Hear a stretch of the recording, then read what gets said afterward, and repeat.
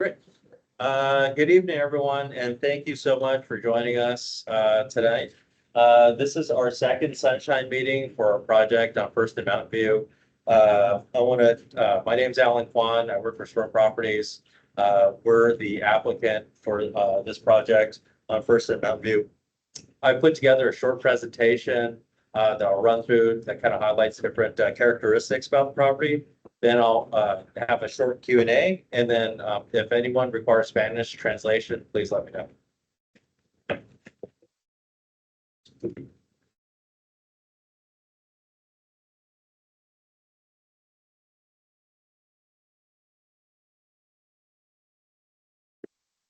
Yeah, for a bit of context, this property is located at 4320 West First Street. And its cross streets are First and New Hope to the west, and then to the east, it's First and Harbor. As you can see, it's really well suited for residential redevelopment. We're to the north, just to the north of us on the other side of the street is residential townhomes. To the east of us is residential multifamily apartments.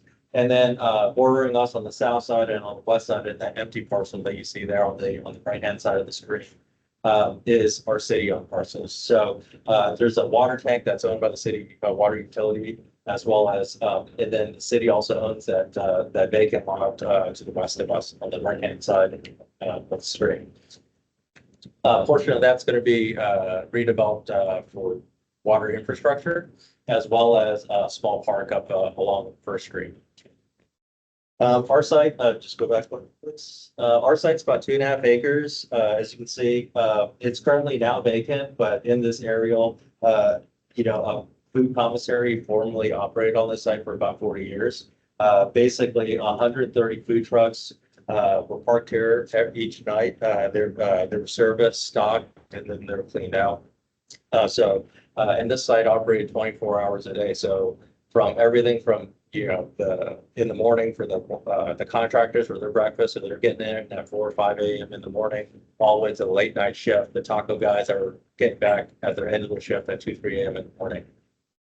So as you can imagine, it created a real nuisance for surrounding residents. It got a lot of complaints.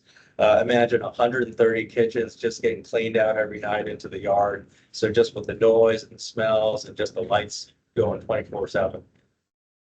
Next slide, please. So what we've envisioned for this site is 61 for-sale townhomes. They're all 3-story and will feature 2-car garages. We're targeting the entry-level buyer here. And we've set aside 3 units for affordable housing, as well as 3 of the units in this corner here along Mountain View and First will be our live work units. So they'll have a small commercial component. And all the units are designed to be family-oriented units, 2 to 4 bedrooms, and will range between 1,300 and 2,100 square feet. We've also, there's guest parking kind of dispersed throughout the property, as well as parking for the live work. And then one thing that I did want to point out from one small change since the last sunshine meeting that we had was that based on the city's feedback, if you've driven down Mountain View, you'll notice that it's a 1-lane road and it dead ends into that water tank parcel, where the city owned water tank parcel. And the city asked us to just shorten out Mountain View, improve it, and then add a cul-de-sac. So we'll be doing that. Next slide, please. This slide shows the top one is a street elevation, a street scene from what you would see off of First Street. And then the image below is really looking at that angle, that street corner of First and Mountain View. You can see the 3 live work units up in front, and just this really kind of beautiful enhanced perspective here. Our estimated timeline of the project, we first submitted the project back in June. We had our first sunshine meeting. We're hoping, if things go well, to go to Planning Commission sometime in spring of 2026, followed by a couple months after that to City Council, and then with an anticipated groundbreaking of sometime in winter of 2027. So that means, I guess, selling in or around late 2027.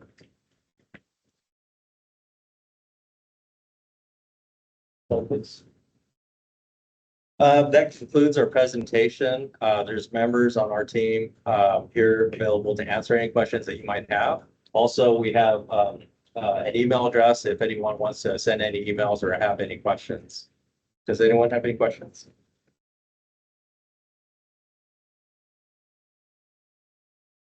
That concludes our presentation. We'll be around for an extra few minutes in the event that you have any questions. We also have some phone boards up that we can kind of point certain things out for you. Thank you.